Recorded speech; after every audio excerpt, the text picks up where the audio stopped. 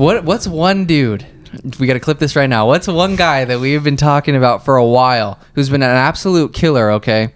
Michal Oleksiejczuk at 205. He's hung with the best of them. He's beat like Modestas Bukauskas. He's hung with guys like Dustin Jacoby for 3 rounds, and I thought he was honestly kind of winning that fight until there was kind of a big moment in there for Dustin Jacoby. But our boy moves down to the 185-pound weight class, and in my opinion, it's over for other middleweights, because this dude, okay, he's not ranked, and I think he's just so fresh on, like, I don't even think, because I look on this one website, MMA Ranked or whatever, and they don't even have him on there.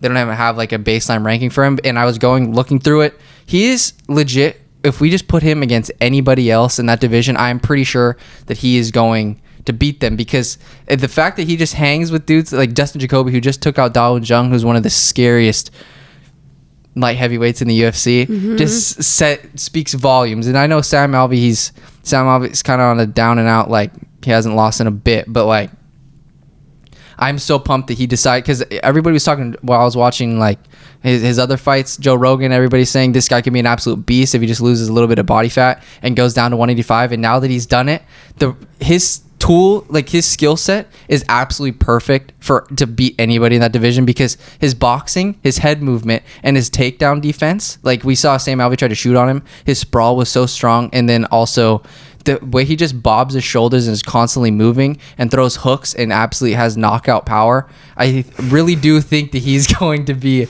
probably in the top 10 at least by the end of this year, because since he has been fighting guys that are so big, there's no reason why we can't put him against another dude, like guys that are really high up in the division, because his grappling, because just the fact that he's felt those bigger, stronger guys, I just think that he's going to be so good, and I've been so high on him. It's just that when you're fighting in a weight class above what you probably should be at, it's kind of like a 50-50 shot, especially when you're that good and you're fighting guys like Dustin Jacoby that they're going to probably be in the top 10. They're going to be like future title challengers. It's just a 50-50 toss-up. It's like whoever's better on that night, and especially when you don't necessarily have as much strength or attributes as some of those other guys, it's just kind of, it's tough to string wins together because those guys are just so big and all it takes is one blow. But since he's used to feeling that huge power, I really think that he could give anybody in the top 5 a run for their cash, because he's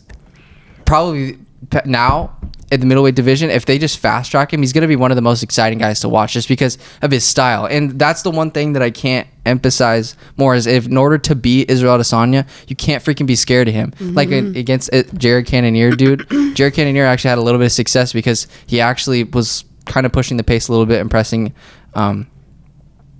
Israel up against the octagon and landing some strikes. But yeah, you just have to bob your head and just absolutely pray, because beating Israel Adesanya, you can't just stay on the outside and beat him. But I guess Michal Oleksiejczuk, that's the biggest thing that I took away from last week's card, is I had to, because I was literally in the shower and then I had my volume up all the way just to make sure I knew when the fight was coming on. And then when they announced the walkouts and stuff, I hopped out and I just watched it in my bathroom. God, because I was like, dude, this is not going to go well for Sam Alvey, because Michal Oleksiejczuk, and I didn't realize that he was moving down to 185. That's how much out of the loop I've been with the UFC. That's crazy. Yeah, I'm so pumped for him.